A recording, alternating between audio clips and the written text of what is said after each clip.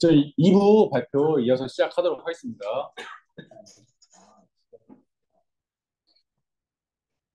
네, 안녕하세요. 전 2부 발제를 맡은 31기 한지희이고요. 그리고 2부에서는 이제 1부에서 다뤘던 분포들을 일반화해서 지수족이란 형태로 어떤 성질들을 가지고 있는지 살펴보고, 그리고 마지막으로 비모수적인 방법으로 확률 밀도를 추정하는 방법을 다뤄보도록 하겠습니다. 먼저 이제 익스포넨셜 패밀리 같은 경우에는 1부에서 다뤘던 분포들이 다 여기 속하게 되는데 약간 일반화된 형태라고 생각하시면 편할 것 같습니다. 그래서 보시면 이런 형태를 가지고 있는 그 분포를 모두 통틀어 가지고 지수족이라고 하고, 여기 자세히 보시면 인풋으로 들어가는 x 같은 경우에는 이제 스칼라도 들어갈 수 있고 벡터도 들어갈 수 있기 때문에 일별량이랑 다별량 모두 표현이 가능하고요. 디스크리트한 거 컨티뉴어스한 거 둘 다 넣을 수가 있습니다. 그리고 뒤에 에타라는 파라미터가 있는데 이거 같은 경우에는 이제 여러 분포들의 파라미터를 일반화한 형태의 자연 모수라고 보시면 될 것 같고, 뒤에 U of X 이런 건 X에 대한 함수가 되겠습니다. 그리고 G of 에타 같은 경우에는 얘도 확률 분포니까 다 합쳤을 때 1이 되어야 되잖아요. 그래서 그 값을 맞춰주는 정교화 계수라고 생각하시면 될 것 같습니다. 그래서 앞에서 봤던 이제 베르누이 분포나 뭐 다항 분포나 가우시안 분포 이런 애들이 정말 지수족에 속하는지 이런 형태로 나타낼 수 있는지를 이제 몇 가지 확인을 해볼 건데요. 먼저 베르누이 분포부터 살펴보도록 하겠습니다. 베르누이 분포 같은 경우에는 식이 이렇게 나오죠. 이 식을 여기에 ln을 취하고 거기에 다시 익스포넨셜을 취하는 식으로 식을 변형을 해서 하면 이렇게 정리가 가능합니다. 그래서 이 형태를 맞춰주기 위해서 요만큼이 이제 에타가 되겠고 요만큼이 이제 U of X가 되겠죠. 그리고 이제 앞에 같은 부분은 이제 에타에 대한 식으로 표현이 돼야 되는데 지금 U에 대한 식으로 나와 있으니까 얘를 요걸 이용해서 에타에 대한 식으로 정리를 해주면 이제 뮤 같은 경우에는 1 이렇게 정리를 할 수 있습니다. 이걸 다시 보시면 그 나중에 나오는 시그모이드 함수 형태가 되는데 이렇게 표현을 해줄 수가 있습니다. 그래서 이제 식을 정리를 하면 값이 각각도 이렇게 들어갈 때 이런 형태를 취하게 되고, 따라서 베르누이 분포가 익스포넨셜 패밀리에 속한다고 볼 수 있겠습니다. 그리고 두 번째로 다항 분포를 볼 건데, 다항 분포 같은 경우에는 이제 이것도 식을 변형을 해가지고 아까 봤던 형태로 맞추려고 하는데, 여기서 이제 좀 유의해서 봐야 되는 거는 다항 분포 같은 경우에는 요 뮤에 대한 합이 1이 돼야 된다는 컨스트레인이 있기 때문에 얘를 고려를 해서 식을 정리해주면 되겠습니다. 식을 정리를 하면 각 값이 이렇게 떨어질 때 그 식이 이렇게 정리가 되기 때문에 다음 분포도 엑스포넨셜 패밀리에 속한다고 보실 수 있겠습니다. 그리고 마지막으로 정규 분포 같은 경우에는 이제 이 부분 완전 제곱식 풀어가지고 정리를 좀 해주면 값이 이렇게 떨어질 때 이 형태로 표현이 가능하고, 따라서 얘네도 그 엑스포넨셜 패밀리에 속한다고 볼 수 있겠습니다. 그래서 저희가 아는 대부분의 분포가 지수족에 속하는 애들로 이루어져 있습니다. 그래서 이제 일부에서는 여러 가지 분포에 대해서 에밀리도 해보고 여러 가지를 했던 것처럼 이제 그 지수족의 일반화된 형태에 대해서도 에밀리를 찾아보도록 하겠습니다. 이제 파라미터 벡터인 에타를 추정하기 위해서 아까 봤던 요식을 가지고 와서 에타에 대해서 미분을 해보면 이렇게 곱의 미분법에 의해서 이렇게 표현이 되고 이렇게 표현이 됩니다. 정리를 하면 이제 G 오브 에타의 마이너스 ln에 미분을 한 게 E 오브 x의 기대값이 나오는 식으로 정리가 되고, 참고로 아마 교재랑 복습 자료 같은 거에 나와 있을 텐데 얘 2차 미분법 같은 경우에는 U of X의 그 공분산 행렬이 나오는 것을 확인하실 수 있습니다. 그리고 이제 서로 독립인 관찰 데이터 X가 이렇게 주어졌을 때 likelihood 펑션을 구해보면 다 곱하면 되니까 이렇게 표현이 가능하고 이 식에 이제 로그 붙이고 에타에 대해서 미분한 값이 0이 된다고 가정을 해서 MLE를 구해보면 이렇게 식이 정리가 됩니다. 그래서 이 식을 보시면 이제 에타 MLE가 여기에 의존하는 것을 알 수 있는데 이때 이 값을 분포에 대한 충분 통계량이라고 합니다. 충분 통계량이 아까 잠깐 일부에도 나왔었는데 모수 값을 완전하게 설명할 수 있는 최소한의 함수식이기 때문에 모수를 추정하는 데 있어서 다른 데이터를 다 저장할 필요 없이 이 충분 통계량에 해당하는 데이터만 가지고 있으면 모수를 추정하는 데 문제가 없습니다. 예를 들어서 아까 베르누이 분포 같은 경우에는 U of X가 X였기 때문에 X의 합만 가지고 있으면 모수를 추정할 수 있고 가우시안 분포에서는 U of X가 X와 X제곱의 트랜스포즈였기 때문에 얘네들의 X의 합과 X제곱의 합만 가지고 있으면 모수를 추정하는데 문제가 없습니다. 그리고 일부에서 나왔던 컨주게이트 프라이어랑 관련해서 이제 지수 속에서도 이런 일반화된 형태로 공액 분포를 구할 수 있는지를 같이 살펴볼 건데 이제 지수 속에 속하는 분포 같은 경우에 이제 공액 사전 분포를 이런 형태로 표현을 할 수가 있습니다. 그래서 F 오브 X이랑 V는 정규와 개수가 되고 G 오브 에타는 아까 말씀했던 것처럼 확률의 합을 1로 맞추는 데 사용되는 개수가 되겠습니다.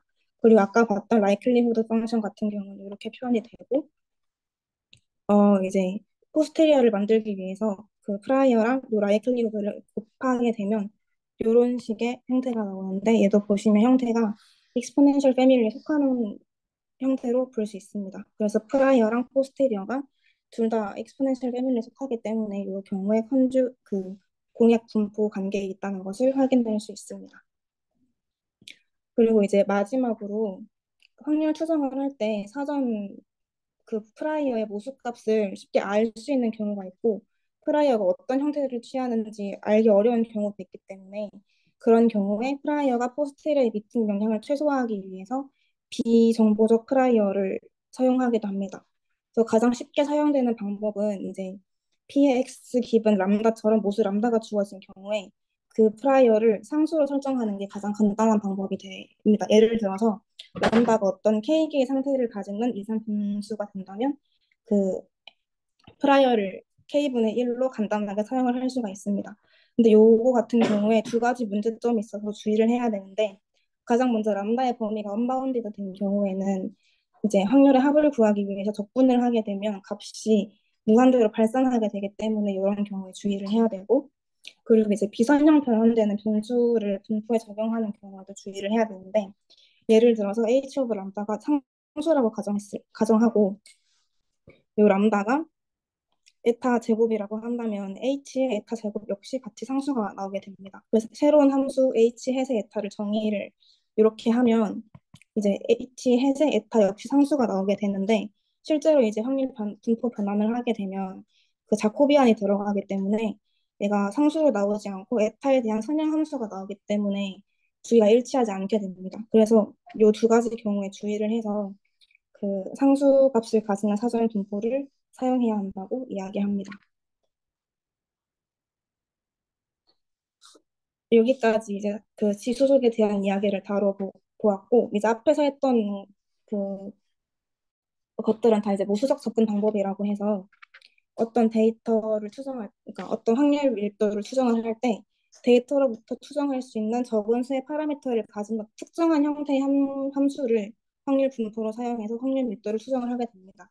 근데 이제 데이터가 사실 그렇게 예쁘게 나와 있다는 보장도 없고 그 확률 분포를 저희가 잘 알 수도 없기 때문에 이제 그 비보수 접근 방법에서는 그런 확률 분포에 대해서 가정을 거의 하지 않고 확률 밀도를 추정을 하게 됩니다. 예를 들어서 데이터가 이렇게 나와 있다고 할 때 얘를 이렇게 유니모달한 데이터를 뭐 가우시안이나 그런 걸로 이제 확률 밀도를 추정을 하게 되면 너무 이 가우시안의 얘 확률 분포를 잘 설명하지 못하기 때문에 아무리 열심히 추정을 해도 값이 예측력이 떨어지게 됩니다. 그래서 이런 걸 보완하기 위해서 아예 어떤 분포를 따를 것이다, 내지는 어떤 파라미터를 가질 것이다라는 가정을 하지 않고 확률 밀도를 추정하는 것이 비무수적 접근 방법이 되겠습니다. 그 제일 먼저 나오는 비무수적 접근 방법 중에 하나가 히스토그램을 활용한 방법입니다. 히스토그램 같은 경우에는 모든 분들이 다 알고 계실 것처럼 이제 확률 변수가 있을 때 걔 확률 밀도를 추정하기 위해서 x를 어떤 너비를 가지는 구간으로 나눠서 그 구간에 속한 데이터의 개수를 가지고 확률 밀도를 추정을 하게 됩니다. 그래서 확률 밀도 PI 같은 경우에는 전체 데이터 크기인 n이랑 그 구간의 너비가 되는 그 델타랑 그거 분의 그 구간에 속하는 데이터의 개수를 가지고 이렇게 표현을 할 수가 있고 그 그림을 그려보면 이렇게 그림을 그려볼 수 있습니다. 여기 보시는 것처럼 델타가 이제 그 구간의 크기가 되는데 그 값을 어떻게 정하느냐에 따라서 그 실제 확률 분포인 연두색 선을 보시면 잘 수정할 때도 있고 그렇지 않을 때도 있습니다. 여기 보시면 델타가 너무 작으면 너무 삐쭉삐쭉 튀어나오는 스파이키한 분포를 추정을 하게 되고 반대로 델타가 너무 커지게 되면 너무 평탄화가 되어서 오벌 스무스한 분포를 추정을 하게 됩니다. 이렇게 그 추정된 분포의 모양을 결정해주는 파라미터를 스무싱 파라미터라고 하는데 이제 히스토그램 같은 경우에서는 구간의 크기가 되게 됩니다. 그래서 이제 비모수 접근 방법에서는 요 스무싱 파라미터의 값을 잘 정해야 확률 밀도를 잘 추정할 수 있게 됩니다. 그런데 이제 히스토그램 방법 같은 경우에는 비모수 접근 방법에서 잘 쓰지 않는데 그 이유로 첫 번째는 아무리 연속 데이터가 있더라고 하더라도 그 확률 밀도를 불연속적으로밖에 추정할 수 없다는 한계가 있습니다. 빈으로 나눴기 때문에 그렇게 되는 거고요. 두 번째 같은 경우에는 이제 차원의 저주와 관련해서 데이터의 차원에 따른 만약에 데이터가 D차원이라고 할 때 얘를 m개의 빈으로 나누게 되면 전체 빈의 개수가 m의 D승이 돼서 빈의 총 개수가 기하급수적으로 증가하게 됩니다. 그래서 이 두 가지 문제 때문에 히스토그램은 확률 밀도 추정에 거의 활용하지 않고 있습니다. 근데 이제 다른 빈모수 접근 방법에 대해서 얻을 수 있는 두 가지 이제 인사이트 같은 게 있는데 첫 번째로는 컨셉 오브 로컬리티라고 해서 이제 그 특정 위치에서의 확률 밀도를 추정하기 위해서는 근처의 데이터를 고려해야 한다라는 인사이트를 얻을 수 있고 두 번째는 아까 말씀드렸던 것처럼 스무싱 파라미터를 잘 선택해야 된다는 인사이트를 얻을 수 있습니다. 그래서 이제 비모수적 접근 방법을 두 가지를 다뤄볼 건데요. 첫 번째로는 이제 커널 덴시티 메소드가 되고 두 번째는 리얼리스트 네이버 메소드가 됩니다. 그 두 가지를 다루기에 앞서서 좀 배경에 되는 제시를 먼저 깔고 들어가면 예를 들어서 관측치 x가 d 차원의 어떤 확률 밀도 px로부터 나왔을 때 이 px 값을 추정하기 위해서 이제 아까 얘기했던 로컬리티에 따라서 x를 포함하는 어떤 작은 영역을 설정하게 됩니다. 예를 들어서 이 그림에서 여기 px가 되고 x가 1쯤에 있다고 치면 얘를 포함한 작은 영역 r을 설정을 하게 됩니다. 그래서 그 요 x가 r에 포함될 확률은 그 적분을 하면 되니까 요 확률을 p라고 한다면 얘는 이렇게 표현이 되게 되겠고 요 r에 포함되지 않을 확률은 1 마이너스 p로 표현을 할 수가 있게 됩니다. 그래서 총 관측치를 n개를 가지고 있다고 하면 이항 분포에 의해서 총 n개 관측치 중에서 k개가 요 10개 포함될 확률은 이렇게 표현을 할 수가 있습니다. 네, 그리고 이때 이제 이항 분포 성질에 의해서 n분의 k의 기대값은 p가 되고 그거의 이제 분산 같은 경우에는 n분의 p 곱하기 1 마이너스 p가 되는데 n을 무한대로 보내게 되면 그 베리언스가 0으로 가기 때문에 분포가 평균에 몰리게 됩니다. 그래서 k를 np로 분사할 수가 있게 됩니다. 그거 한편 이제 r이 충분히 작아서 r 내에 px가 상수가 된다는 가정이 들어간다면 그러니까 이 그림에서 이제 r이 충분히 작아서 여기까지가 r이라고 하면 이렇게 점점 좁혀 나가면 요 r 내에 있는 px가 상수가 된다고 가정을 할 수가 있겠죠. 이런 식으로 r이 충분히 작게 된다면 요때 그 p 값은 여기 길이 곱하기 여기 px 이렇게 구할 수가 있게 됩니다. 그래서 p는 px 곱하기 v로 분사를 하게 되는데 이때 v 같은 경우에는 요 아래 볼륨이기 때문에 이렇게 직선이 될 수도 있고 그 차원이 높아진다면 이제 면적이나 볼륨이 부피가 될 수도 있습니다. 그래서 요 두 가지 식을 합쳐보면 px는 nv분의 k라는 식을 얻을 수가 있습니다. 그래서 요 식을 가지고 이제 확률 밀도를 추정을 하게 되는데 이 식에서 이제 k 그 데이터의 개수 영역에 들어오는 데이터의 개수를 고정을 하고 그 영역의 넓이 부피를 결정을 하게 되면 요거 같은 경우에는 k nearest neighbor approach가 되고 만약에 v 볼륨을 요 영역의 크기를 고정을 하고 그 안에 들어오는 데이터의 개수를 결정하고자 하면 이제 커널 덴시티 어프로치가 되겠습니다.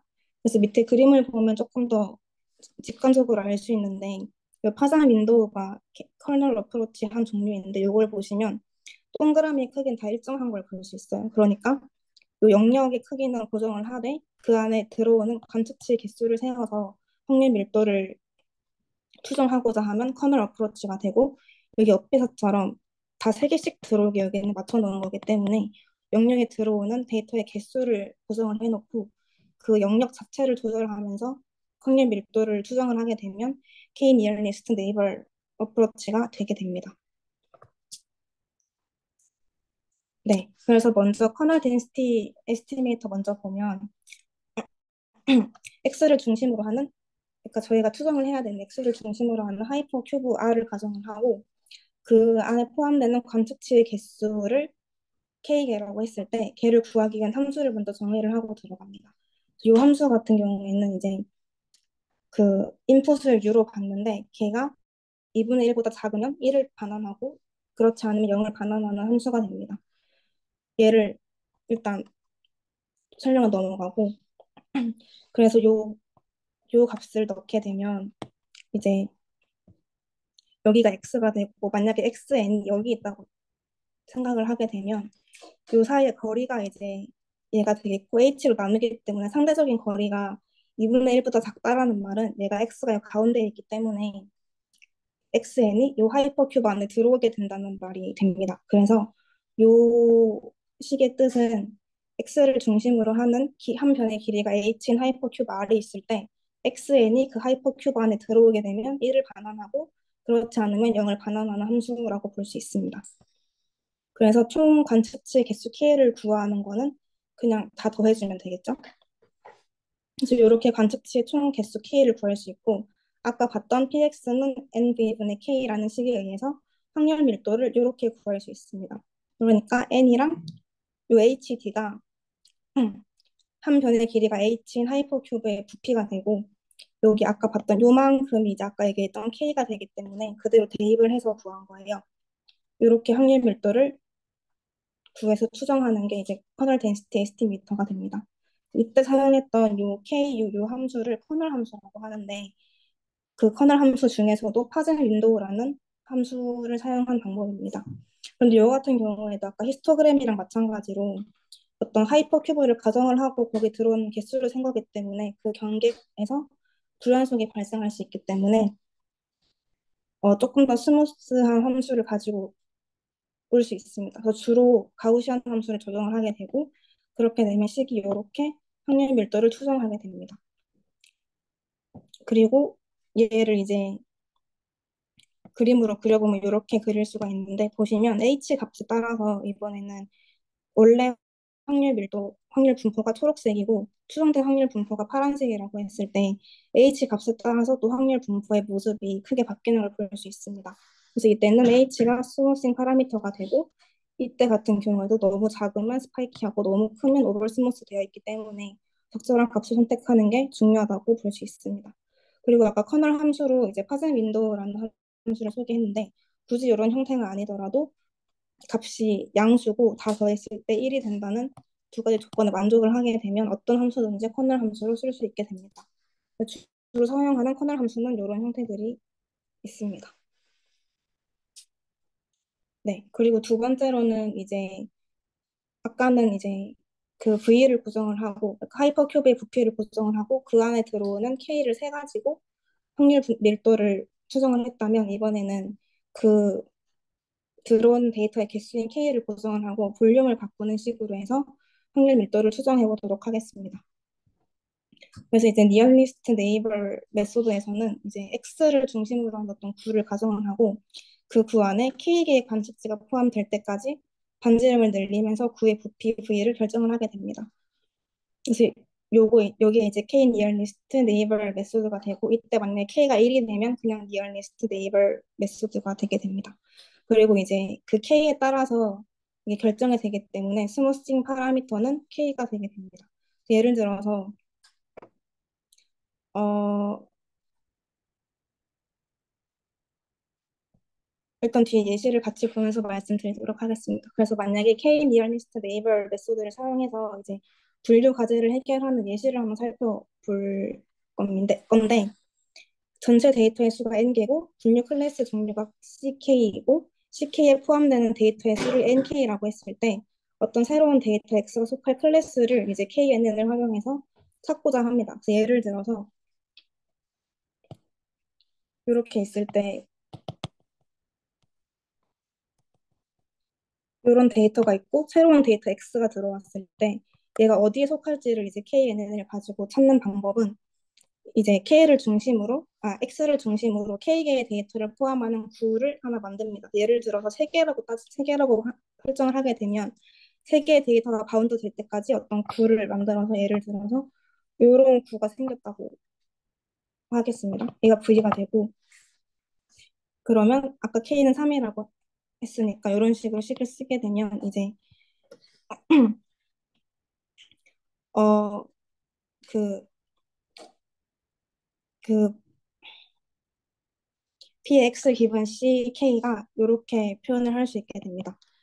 그리고 이제 어떤 클래스에 대한 확률 같은 경우에는 전체 개수분의 각 클래스에 포함된 데이터 수를 세면 되니까 이렇게 포함을 할 수 있고 그리고 이제 px 같은 경우에는 아까 봤던 것처럼 nv분의 k로 이렇게 표현을 할 수가 있습니다. 그러면 이제 베이스 정리에 의해서 식을 이렇게 정리를 해서 어떤 x를 알고 있을 때 걔가 어떤 클래스에 속할 확률, 그러니까 ck 기분 x 같은 경우에는 k분의 k의 k로 표현을 할 수가 있는데 이거 같은 경우에는 이제 9에 포함되는 데이터 전체 개수 중에서 각 클래스에 속하는 데이터를 나누면 이제 요, 요 확률 값을 구할 수 있게 됩니다.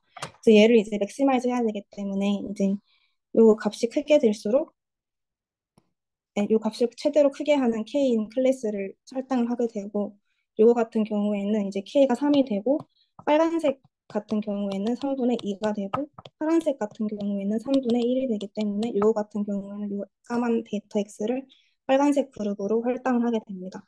이런 식으로 이제 하는 게 니얼리스트 네이버 메소드가 되고 이제 이런 비무수소 접근 방법들은 계산은 상대적으로 간단해서 그런 계산적인 이점이 있는 반면에 얘를 계산을 하려면 모든 데이터를 메모리에 저장을 하고 있어야 됩니다. 그래서 이제 데이터의 크기가 큰 경우 여러 가지 한계가 발생을 하게 되는데 아까 보수적 방법 같은 경우에는 이게 이미 확률 분포가 정해져 있기 때문에 유연하지 않다는 한계가 있습니다. 그래서 이제 교재 이제 차후 챕터에서는 데이터의 크기와 무관하고 확률 밀도 무관하고 유연하게 그러니까 비모수적 방법과 모수적 방법의 장점을 둘 다 가지고 와서 확률 밀도를 측정하는 방법을 다룰 예정이라고 합니다. 이상입니다.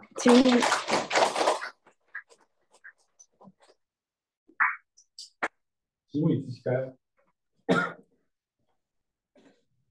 네, 질문 없으시면 네, 또 마무리하겠습니다.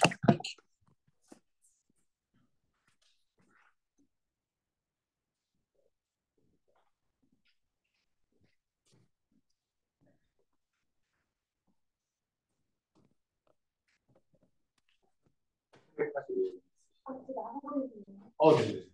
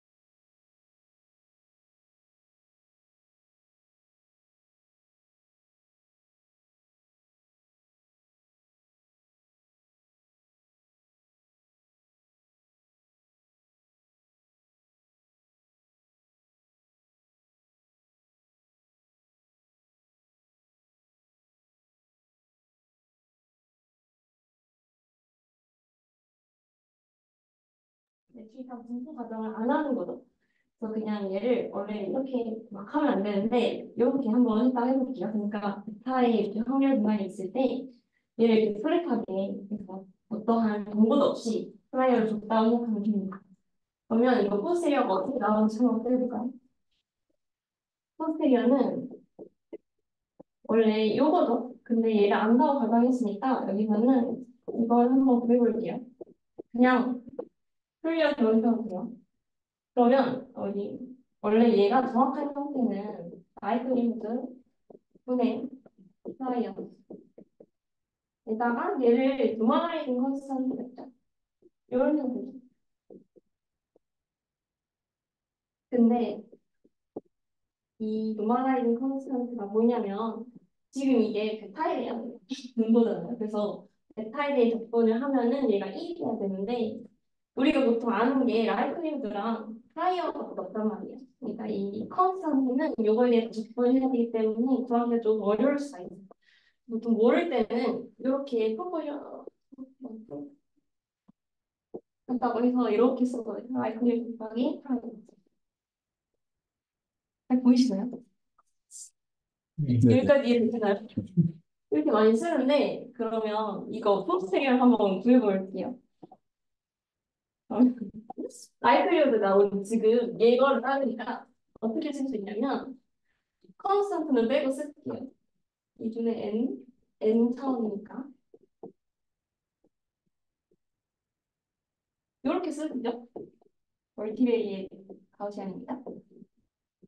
약간 포스테리얼 구하는 방법을 알려드리는 건데 그다음에 프라이어는 저희가 논 인포머티브를 넣으니까 그냥 1 이렇게 돼서 이거 지금 베타에 대한 식이니까 베타에 대해서만 찾아주면 되고 근데 지금 보면은 이거를 전개를 해보면 y 트랜스포즈 y 빼기 계속 생략할게요. y 이렇게 정리가 되는데 여러분 이렇게 정리가 되면 지금 베타에 대한 코드라틱 폼이잖아요. 그러면 얘도 정리 잘 해보면 노말을 따르겠죠. 그래서 정리를 잘 해보시면 그렇지 근데 지금 그리고 세경화 제곱을 안다고 가정했으니까 이건 알려줘도 돼요. 그래서 그러면 어떻게 정리가 되냐?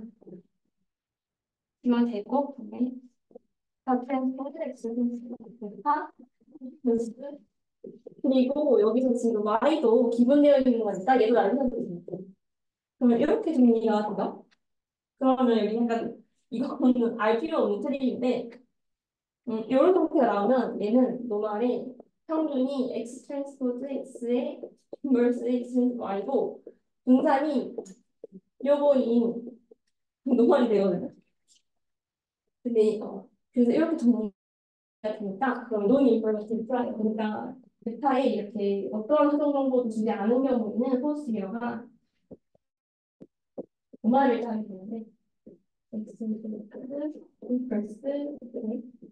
이건데 이거 진짜 많이 본 형태에서 해보셨으면 이거 그냥 프리퀀티스의 리스 스퀘어랑 그거의 분산이잖아요. 그래서 어떤 하정 정보 주지 않은 경우에는 이제 프리퀀티스랑 좀 일치하는 면이 있다. 그리고 여기 만약에 베타의 어떤 분포적인 파이어를 주면 노말 예를 들어서 0,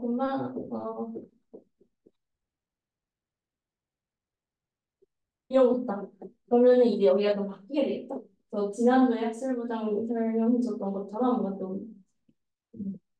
좀 페널티를 주게 되는 그러니까 MLE 리스 스퀘어에 가까워지는 거에 페널티를 주게 되는 그런 게 또 프라이어가 이렇게 포스테리어에 영향을 미치는 걸 알 수 있고 이해되나요? 괜찮아요? 그래서 컨트리트 분포가 왜 좋냐면 리그레이션 세팅을 또 생각을 해보면 이렇게 있잖아요. 그래서 얘가 뭐 요걸 따른다. 이런 세팅에서도 지금 Y의 라이프리드가 노말이죠. 그래서 지금 베타가 있는데 여기서 이렇게 노말 분포를 가정하게 되면 포스티리어 얘에 대한 포스티리어도 노말로 나와서 그 컨주게이트 분포가 프라이어가 좋다. 그래서 컨주게이트 프라이어가 뭐냐면 그 프라이어를 가정했을 때의 분포랑 그 여기서 나온 포스테리어의 분모랑 같으면 이게 컨주게이트라고 하거든요. 그래서 왜 이게 좋냐면 아까 우리 포스테리어 구하려면 노멀라이즈 포스를 알아야 되죠. 근데 그거 구하는 게 어렵기 때문에 이렇게 분포를 따르는 걸 알면 굉장히 좋은 겁니다. 또 말할 수 있는데 네, 그렇고요. 그리고 계속 MEP 이게 나오죠. 맥시멈 포스테리어. 그거는 사실 풀리 베이지한 아니거든요. 만약에 책을 읽거나 논문을 읽으면 풀리 베이지안이라는 말이 나오긴 하는데 뭔 소리냐면 우리 베이지안은 파라미터에 트라이얼을 주고 여기에 포스테리어를 구해서 우리 인퍼런스를 하잖아요. 추론. 풀리 베이지안은 이 분모 자체를 이용하는 게 풀리 베이지안이고 이걸 이용하지 않고 얘를 최대화하는 포스테리어 MAP 이렇게 이용한 거는 사실 풀리 베이지안 아닙니다. 그러면 차이가 뭘까요? 어떤 차이가 있을까요? 우리 리얼스 티프로 들어가서 보이드 포스리어가 있다고 해볼게요. 그럼 이거는 어떻게 보여드리냐면 이렇게 보여드릴 수가 있거든요. 우리가 예를 들어서 그럼 이거 샘플링 어떻게 하면 되냐면 일단 시그마 스퀘어의 포스리어에서 얘를 뽑고 이거를 넣어서 대파를 뽑으면 이건 그냥 이거를 보이드 포스리어에서 집중한 거랑 똑같거든요. 그러면 저희가 만약에 이 시그마 제곱의 MAP를 구해서 한번 이용한다고 생각해볼게요. 그러면 이거는 그냥 이거 포스리얼 중에서 얘를 최대한 것만 하는 거죠. 그걸 넣어서 여기 베타를 뽑는다고 했을 때 얘가 가지는 불확실성이 여기에 반영이 될까요? 안 되겠죠? 그래서 MAP를 쓰면은 이러한 이 불확실성은 반영되지 않지만 좀 간편하다는 특징이 있고 시그마 제곱 대신에 요거 포스리얼 전체를 이용하게 되면은 좀뭐 오래 걸리거나 복잡할 수 있지만 이 언설티니티까지 다 반영할 수 있는 샘플을 차이점이 있습니다. 그리고 마지막으로 우리 논파라메트릭 어프로치가 나왔죠. 프리컨텐스의 논파라메트릭 어프로치.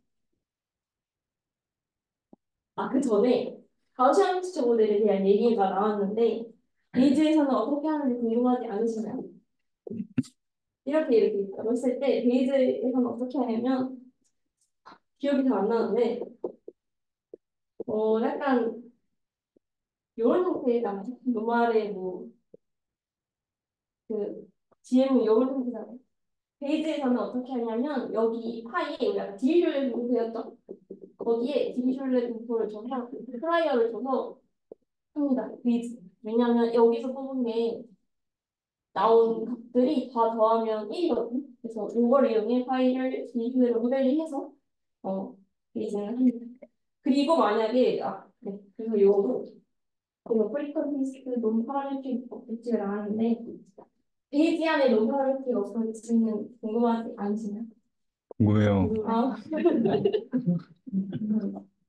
베이지에서 논파라메트릭은 여러분 파라미터가 없다고 그러니까 분포를 가정하지 않는 게 아니라 파라미터 개수가 무한계라고 가정하는 거예요. 개수가 무한계다. 그러니까 무슨 말이냐면은 이런 거 GLM을 모델링 할 때 우리 노멀 분포가 몇 개 필요한지 모르죠. 그래서 예를 들어서 이 클러스터의 개수, 클러스터링 한다 했을 때 이 클러스터의 개수를 논파라메트릭 베이즈는 무한계라고 가정하는 거. 그게 뭐냐면 데이터의 개수에 따라 늘어날 수도 있고 줄어들 수 있다. 그렇게 데이터한테 맡기는 것 같다고 보시면 됩니다.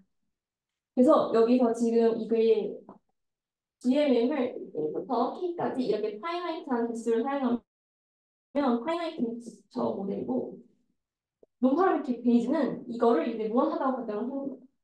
그래서 이 파이나이트한 파이에 대해서는 디비ዥ널인데 이게 만약에 무한계로 늘어나면은 디비ዥ널 프로세스를 트라이얼 가정하거든요.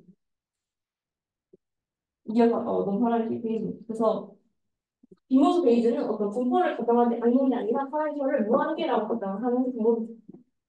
이게 재밌잖아요. 재밌으면 고급 베이즈 방법으로 들으면 이렇게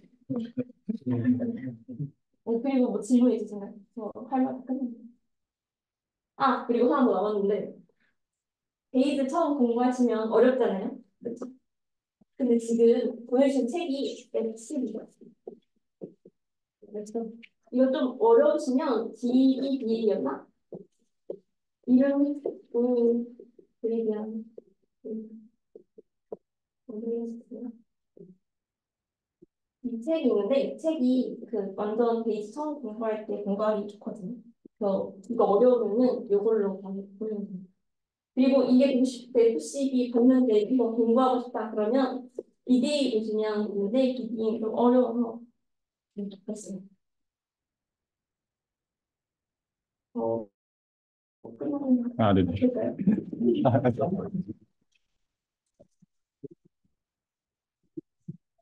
제가 좋은.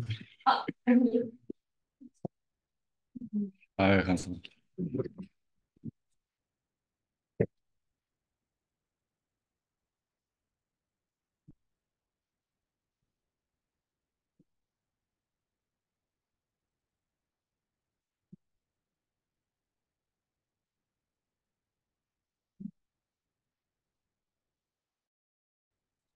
네, 여러분 혹시 빨리 끝나서 신나셨다면 제가 좀 죄송하고 저도 몇 가지 보면서 들었던 거 한번 말씀을 한번 드리겠습니다.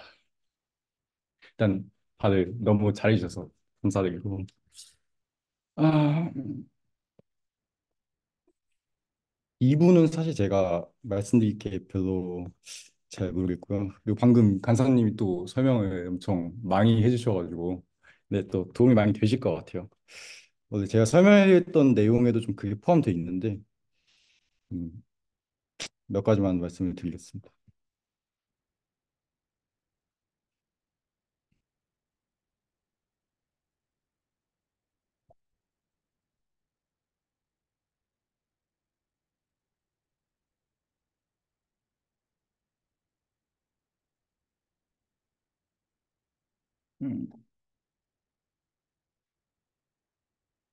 음, 일단 뭐 저희 가우시안 하고 가우시안 멀티베리 노멀 뭐 MVN이라고도 하죠. 이거 뭐 다뤘었죠.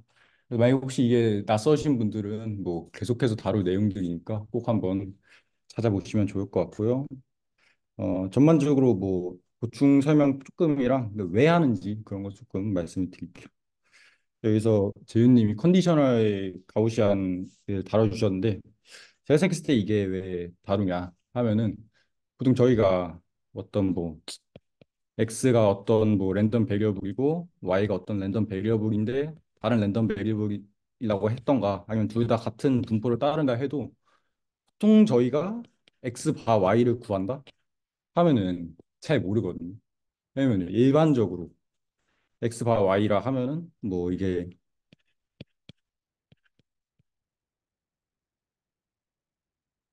뭐 이런 식으로 되겠죠.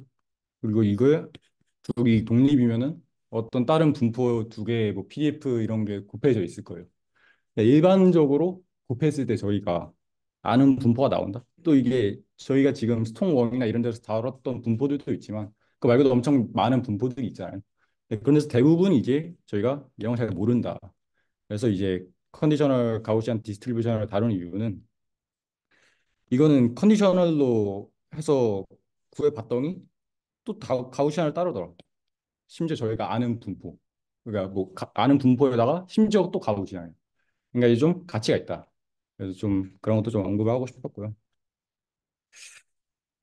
그리고 아까 또 많이 말을 하셨는데 어딘지 안 보냐. 근데 아까 그 가우시안 뭐 따른다 하셨을 때 익스포넨셜 안에 뭐 쿼드라틱이나 아니면 뭐의 제곱 이 식이 있어서 뭐 저희가 가우시안을 따른다 이런 식으로 말씀을 많이 드렸었어요. 근데 이거에 앞서서 저희가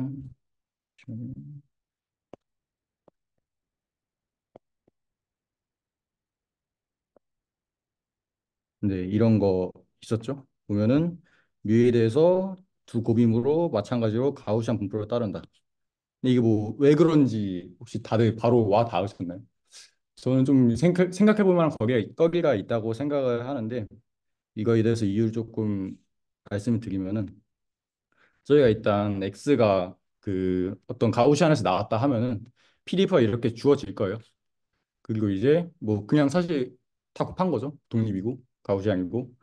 그래서 이제 저희가 베이지안으로 하면은 일단 모수의 확률이 존재하죠. 그래서 저희가 궁금한 게 포스테리어리라 해서 이거에 대해서 이게 궁금합니다. 저희 PDF가 이게 뭐 PDF 값 자체도 궁금하겠고 이게 뭐 아는 부분은 더 좋고 뭐 이런 식으로 궁금할 거예요.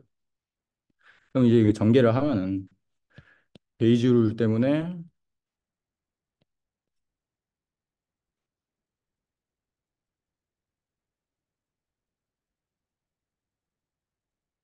뭐 이런 식으로 전개가 되겠죠. 근데 여기서 전개를 하면은 저희가 지금 궁금한 게 이거잖아요. 그럼 이제 x는 사실 컨스턴트란 말이죠. 여기서 변수는 뮤, 이 저희가 생각하는 모수 파라미터 이건데 이 이걸 좀 더 쓰면은 뭐,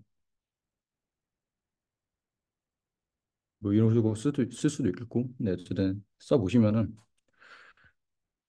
여기서 변수는 이거 하나이기 때문에 사실 얘 이 뮤가 포함되지 않은 식은 저희가 조금 이 분포가 어떤 분포냐를 생각하기 위해서는 중요하지 않을 수가 있다. 왜냐면은 사실 이 fx를 그냥 저희가 어떤 모르는 k라고 써도 상관이 없는 게 이게 일단 저희가 PDF라는 걸 알고 있잖아요. 그럼 PDF는 일단 적분하면은 1이 나온다. 그래서 이 K라고 그냥 아무렇게나 지정을 해도 얘는 뭐 이 뮤가 포함된 것만 알고 있으면은 그냥 적분했을 때 1이 나오는 어떤 뭐 숫자가 있겠죠. 근데 뭐 그 숫자가 뭔지 뭐 몰라도 어쨌든 저희는 얘를 통해서도 그 분포가 무슨 분포인지를 알 수가 있어요. 그래서 이게 저희가 아까 간사님께서도 이 프로포션 이거를 많이 쓰셨는데 이게 왜 이 표현을 쓰냐? 아까 말씀하셨듯이 일단 이 x 뭐 이런 걸 구하는 과정이 힘들다. 왜냐면 적분 모르는 거 적분을 해야 되는데 적분이 뭐 저희 항상 다 되는 게 아니잖아요. 그래서 일단 첫 번째로 힘들고 두 번째로 이 분포가 어떤 분포인지를 알기 위해서나 아니면 다른 뭐 MCMC 뭐 이런 걸 나중에 적용을 하면은 그때는 오히려 또 안 쓰고 생략하고도 뭔가 많은 걸 할 수가 있어요. 그래서 이렇게 저희가 그러니까 변수만 포함된 뮤만 포함된 식을 커널이라고 많이 부릅니다. 특히 베이지안 뭐 이런 거 하시면은 커널이라는 단어를 엄청 많이 보실 거예요. 그래서 왜 계속 이 프로포셔널 이 기호가 등장을 하냐? 엄청 편리하니까. 왜냐면은 분법 문제도 알 수 있고 나중에 뭔가 다른 것들을 할 때도 뭐 저희가 노멀라이징을 굳이 안 해도 뭐 다른 걸 많이 할 수 있다. 그래서 그렇고요. 그래서 이게 왜 이러한 노멀 따르냐를 보면은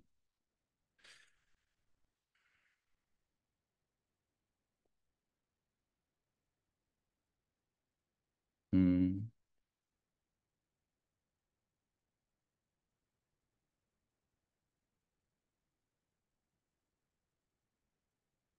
글씨 너무 그지였었는데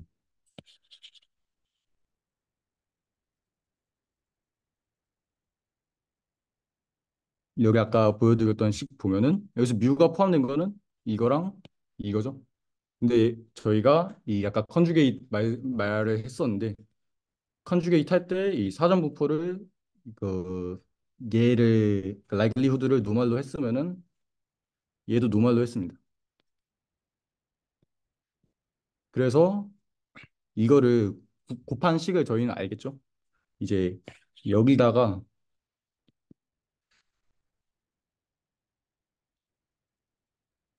음, 음,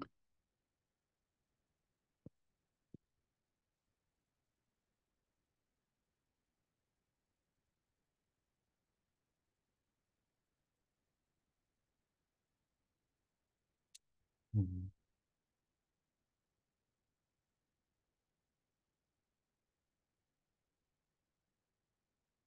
뭐 이런 PDF를 가지고 있을 거예요. 이제 뭐 식이 틀렸을 수도 있는데 어쨌든 뮤 t는 뮤 트루라 해가지고 뭐 뮤의 평균 뭐 이런 거 잡을게요.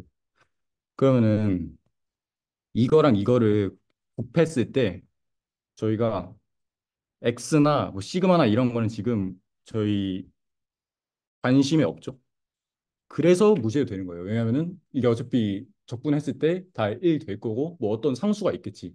해서 저희가 이걸 무시해도 된다. 그래서 커널이란 것만 볼 거고 그래서 저희가 이런 거를 지금 안 보고 U만 포함된 식 이건 봐야겠죠.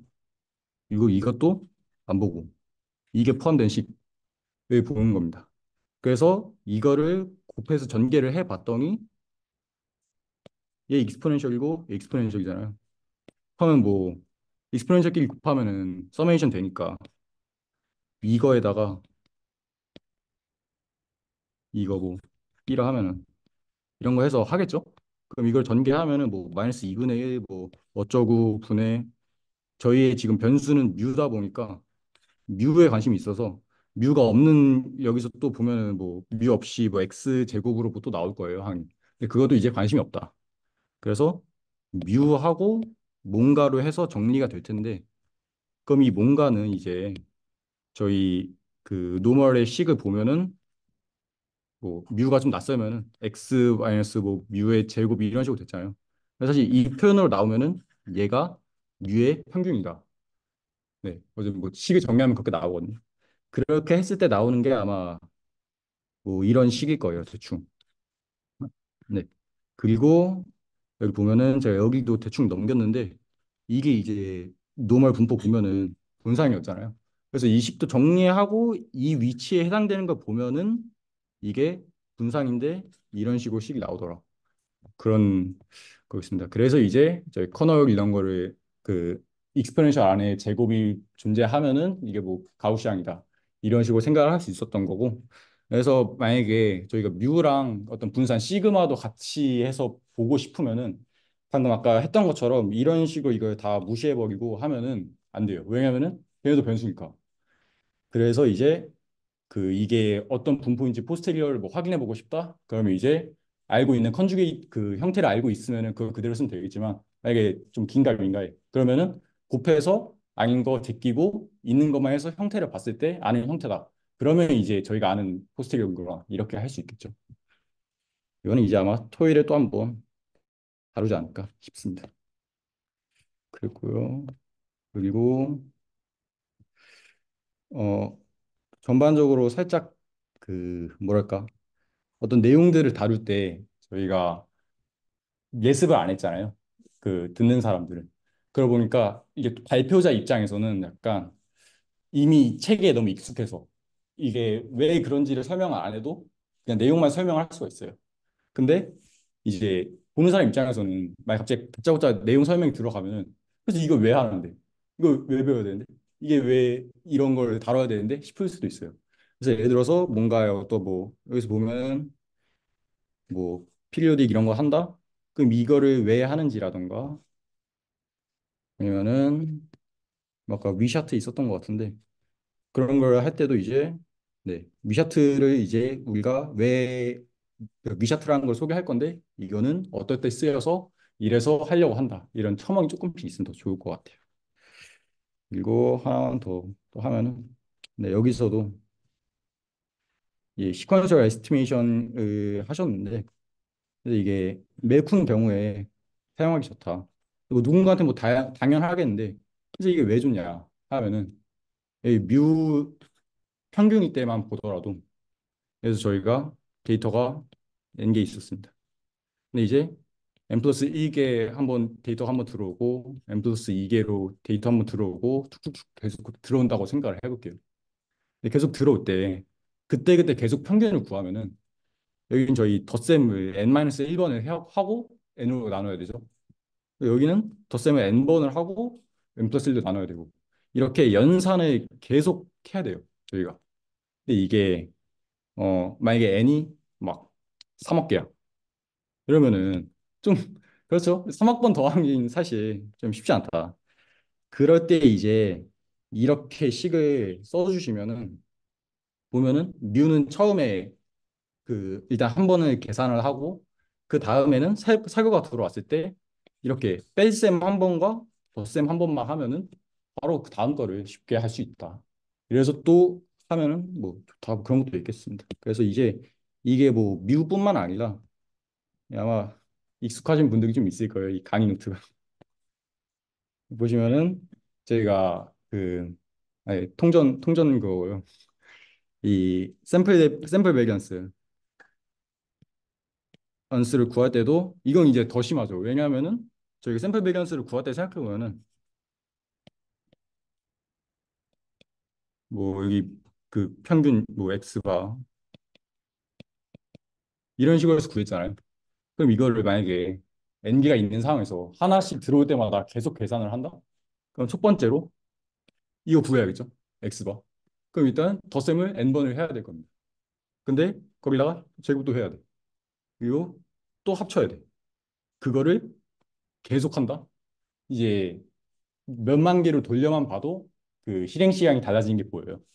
그래서 이럴 때도 만약에 이게 식을 전개해 놓은 건데 저희가 j2개까지 s제곱을 구한 상태에서 이거를 막 식을 전개해 보면은 이미 있던 j2개 그 j 번째에서 그 샘플 베리언스랑 그리고 그냥 민만 한 번 구하고 새로.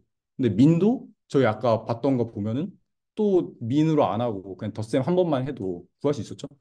그리고 이거는 순서 반대네요. 이게 기존, 이거는 아까 봤던 그 방법으로 구하고. 그래서 하면은 거의 뭐 덧셈, 뺄셈, 제곱, 그 딸깍 해서 이제 바로 쉽게 구할 수 있죠. 이런 장점들도 있는데 뭐 아마 쉽게 와닿으신 분들도 있을 거예요. 그거만 들었을 때도. 근데 그래서 제가 이것도 했던 이유는 이런 거를 예를 들어서 본인한테 좀 당연할 수 있어도 그 처음 보는 사람 입장에서는 이걸 왜 해야 되는 거지?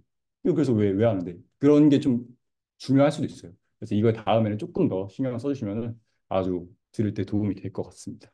네, 저는 여기까지 하겠고요. 그리고 혹시 학술부장님 필요 있을까요? 네, 저희 지금 늦어지네요. 좀 더 하죠. 네.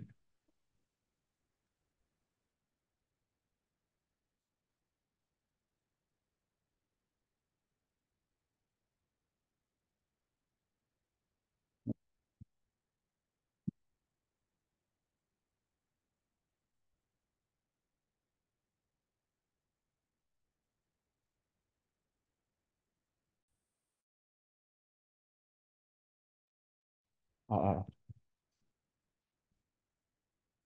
이게 저희가 오늘 발표한 내용 중에 보면은 sequential estimation이라는 내용이 있었어요. 근데 그게 이제 한 페이지만에 진행이 돼서 그거에 대해서 약간 보충 자료를 발표 들으면서 만들어 봤는데요. 일단은 쉬운 얘기를 먼저 하면 경사하강법이라고 불리는 gradient descent method라는 게 있습니다. 이게 뭐냐면은 어, 우리가 fx라는 함수에서 최적점을 찾고 싶다고 가정을 해볼게요. 그러면은 보이시나요? 그럼 예를 들어서 fx가 이차 함수 이렇게 y는 x제곱 뭐 이렇게 있다고 하면 이게 우리가 미니멈 포인트를 찾고 싶으면 여기를 찾고 싶은 거잖아요. 근데 우리가 여기를 어떻게 찾을까라고 하면은 이거 뭐 미분해서 0 되는 거를 찾으면 되지 않느냐 아니면 뭐 딱 봤을 때 여기 아니냐 뭐 그렇게도 할 수 있지만 이게 만약에 데이터가 차원이 3차원을 넘어가 버리면 우리는 그거를 시각화를 할 수가 없잖아요. 아니면은 데이터의 개수가 이제 엄청 많을 수도 있고 그런 상황이 됐을 때 이걸 어떻게 찾느냐가 이제 경사하강법인데 예를 들어서 우리가 이제 어떠한 시작점을 하나를 정해야겠죠. 여기에서 뭐 여기를 이제 x0라고 잡고 얘를 이제 fx라고 이름을 붙여주면은 우리가 여기를 그냥 임의의 이니셜 포인트를 잡아서 여기에 대해서 이제 미분을 합니다. 그럼 미분을 하면은 이 미분만큼 우리가 어떤 의미의 여기서는 그 러닝 레이트만큼을 이쪽 방향으로 이동을 해요. 그러면 이게 여기 점이 이제 x1이 되는 거죠. 그러니까 이런 식으로 진행을 해서 여기로 이렇게 다가가는 방법이 경사하강법인데 이 경사를 따라서 내려간다 해서 근데 이게 어 그래서 이제 왜 얘가 결국에는 수렴을 할 수밖에 없냐라고 한다면은 우리가 여기에서 예를 들어 여기 보면 역삼각형 저게 미분을 한 번 하라는 뜻이거든요. 그러면 저거를 보면은 우리가 여기에 가까워지면 가까워질수록 저 미분값이 0이 되잖아요. 그러면은 어느 순간부터는 업데이트가 거의 이루어지지 않을 거란 말이죠. 그러면은 그거를 우리가 수렴을 한다고 볼 수가 있는 거고. 근데 만약에 이 러닝 웨이트가 이제 쉽게 얘기하면은 한 번 갈 때 얼마큼 크게 이동을 하느냐인데 이거를 만약에 엄청 크게 잡아버리면은 막 이렇게 갈 테니까 수렴을 하지 않을 수도 있겠죠. 근데 이제 반면에 이걸 너무 조그맣게 해버리면은 이게 일단 오래 걸릴 수도 있겠고 아니면 예를 들어서 뭐 FX 이렇게 생겼으면은 우리가 여기가 글로벌 미니멈이어서 여기를 찾고 싶은데 시작점이 여기면은 내려가다가 미분값이 0이 되는 여기에 갇혀버릴 수도 있겠죠. 로컬 미니멈. 이게 경사하관법인데 그래서 이제 오늘 나왔던 로빈스 몬로 알고리즘이란 게 뭐냐면 어 뭐 이렇게 이제 이 f 오브 세타라는 함수를 잡고 이거를 이제 0으로 만들어주는 이 세타 별을 이제 우리가 찾고 싶다. 그래서 이제 이렇게 이 식을 이용을 하라 뭐 이런 내용이었잖아요. 근데 이제 뭐 AN에 대한 이제 제약 조건은 뭐 요 세 가지를 만족을 시켜야 되고 이건데 그러니까 이게 뭐냐 하면은 어, 이게 어떨 때 쓰는 거냐면 우리가 예를 들어서 n 개의 데이터 포인트가 있는데 거기에 대해 그거를 바탕으로 분포의 MLE를 추정을 하고 싶어요. 그러면은 뭐 하면 되겠죠. 근데 이제 그 상황에서 새로운 데이터가 이렇게 딱 들어온 거예요. 어떤 새로운 데이터 포인트가 들어왔을 때 그럼 이제 그거를 반영을 해서 MLE를 찾아야 되니까 찾는다고 하면은 뭐 그럼 뭐 새로 계산을 해서 하면 되겠는데 근데 이게 만약에 상황이 매번 계속 이제 새로운 게 꾸준하게 들어오는 상황이라면 그걸 이제 매번 M&E를 새로 계산을 하게 되면은 너무 이제 컴퓨팅 그런 자원적으로도 그렇고 시간적으로도 그렇고 오래 걸린다라는 것이죠. 그래서 그렇게 이제 데이터가 이렇게 순차적으로 업데이트가 될 때 우리가 그 ML이라는 것도 이제 업데이트를 하는 방법이 뭐가 있을까라고 해서 고안된 게 이 로빈슨 몰로 알고리즘이고 그게 이제 저 Z라는 애가 중요한 거잖아요. 결국 우리가 여기서 보면은 제가 어떠한 정규 분포의 그 모수 중에서 평균 있잖아요. 걔에 대한 MLE를 추정을 해본다고 할게요. 그러면 세타 자리를 다 뮤라고 생각을 하시면 되겠죠. 그럼 거기서 우리가 저 코에피션트 A랑 저 Z라는 저 함수를 어떻게 찾을 것이냐라는 내용인데 결국 이제 이런 거거든요. 요게 이제 Z가 되는 것이고 여기 이제 평균을 이렇게 막 해놓은 게 제가 이렇게 드래그를 해놓은 게 되는 것이고 그래서 요 자리에다가 이걸 이제 편미분을 한 거를 여기다 이렇게 넣으면 된다는 거죠. 그래서 이제 넣어버리면은 여기에 있는 마이너스랑 여기에 있는 마이너스가 이제 사라질 테니까 그래서 이제 뭐 그렇게 된다라는 것이고 그래서 실제로 이제 정규 분포를 갖고 예를 들어보면은 이거를 이제 뭐 로그를 취해 갖고 뮤에 대해서 뭐 편미분을 해봤더니 이렇게 나왔더라. 그래서 이거를 여기 자리에 넣어주면 되니까 여기 계수 아까 마이너스 마이너스 합쳐서 플러스 받겠죠? 그 플러스하고 이렇게 넣으면 된다는 거죠. 그러면 이제 AN은 어떻게 찾을 것이냐라고 한다면은 저는 그냥 간단하게 n분의 1로 잡았어요. 왜냐하면 n분의 1로 잡아도 세 조건 다 만족시키거든요. 리미트 취했을 때 0 되고 이렇게 무한 급수했을 때 그 P 판정법에 의해서 n분의 1은 발산을 하고 n제곱분의 1은 수렴을 하기 때문에 그냥 n분의 1로 잡아도 저걸 만족을 시켰기 때문에 저는 그렇게 개수를 잡았습니다. 그래서 그게 실제로 되느냐라고 한다면 이렇게 R 코드를 짤 수가 있겠죠. 그래서 제가 한번 돌려볼게요. 그러면 우리가 이게 n개의 데이터가 주어졌을 때 평균값에 대한 ML이에요.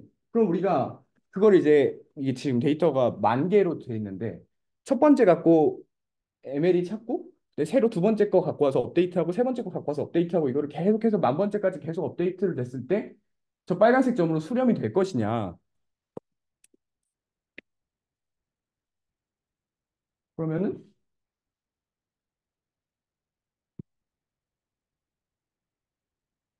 너무 많이 잡았나?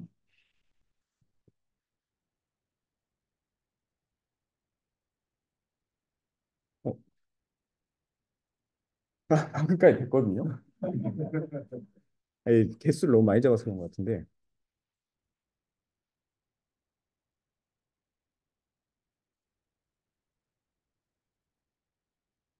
이렇게 빨간색 선이 100번째 지금 100개로 바꿨잖아요. 그럼 100번째 거까지 업데이트했을 때 값인데 우리가 추정해야 되는 거랑 겹치죠.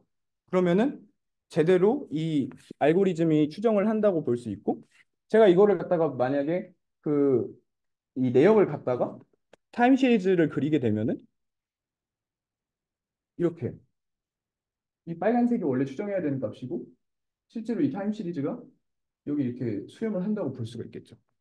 그리고 이제 마지막으로 뉴튼 랩슨 메소드라는 게 있는데 이거는 이제 형사하강법보다도 조금 더 이제 쉬운 방법인데요. 이거는 이제 장점이 우리가 러닝 레이트 같은 걸 설정을 해줄 필요가 없다라는 게 장점이고 대신 이제 속도가 많이 느리고 데이터 이제 차원이나 뭐 그런 게 많아지면은 너무 느리다는 게 단점이어서 실제로 뭐 뭔가 어, 모델을 갖고 할 때는 잘 안 쓰이는데 그러니까 볼게요. 우리가 이제 이 fx라는 함수에서 여기 n번째 여기 점에서 시작을 한다고 하면은 이거를 미분을 해요. 그럼 접선을 이렇게 쫙 그려갖고 얘가 x축과 만나는 점이 n 플러스 1번째 x값이 되는 거예요. 그럼 이때 함수값에서 또 접선을 이렇게 쫙 탄젠트 라인을 쫙 그려요. 그럼 여기가 되겠죠? 또 올라가. 또 올라가. 그러면 어느 순간에는 이 fx는 0이 되는 근에 들어가지 않을까. 라는 게 이 방법인 거죠. 그래서 결국엔 그래서 뭔가 이런 최적화 방법에는 예를 들어서 이런 것들이 있다. 그래서 아까 그 코드도 그런 식으로 돌려보면은 쓸 수 있겠더라. 코드는 톡방에 올려놓겠습니다. 이상입니다.